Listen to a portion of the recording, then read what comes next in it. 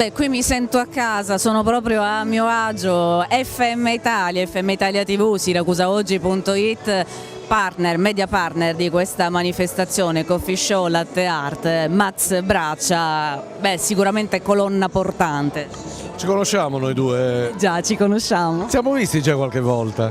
No, vabbè, è un piacere essere qui anche per quest'anno, il Coffee Show Latte Art che è arrivata alla quinta edizione.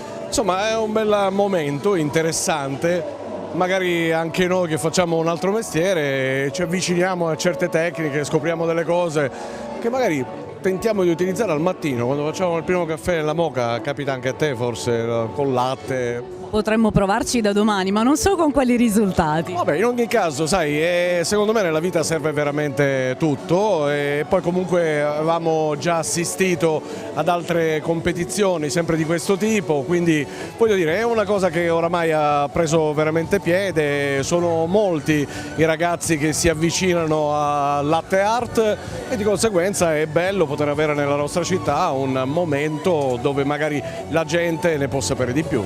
E poi sottolinei tutto, secondo me si sposa benissimo, sottolinei tutto con la musica che sicuramente agevola anche l'attenzione, seguiamo le fasi anche se sono cose tecniche ma più piacevolmente. Beh guarda, noi di FM Italia siamo sempre presenti negli eventi che contano, adesso scusate se è poco però è così, ormai da tanti anni a questa parte e se c'è la possibilità di essere presenti con il nostro sottofondo musicale, con l'aiuto anche per i presentatori, per gli speaker, anche per te che stai facendo una performance, devo dire adesso non è per piaggeria ma te la stai cavando benissimo.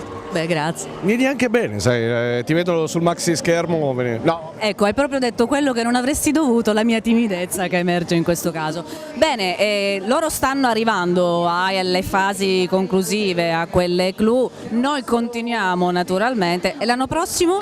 Ma l'anno prossimo se ci chiamano, se ci vogliono, speriamo di sì, insomma noi abbiamo cercato di fare bene il nostro lavoro, speriamo di esserci anche per la sesta edizione.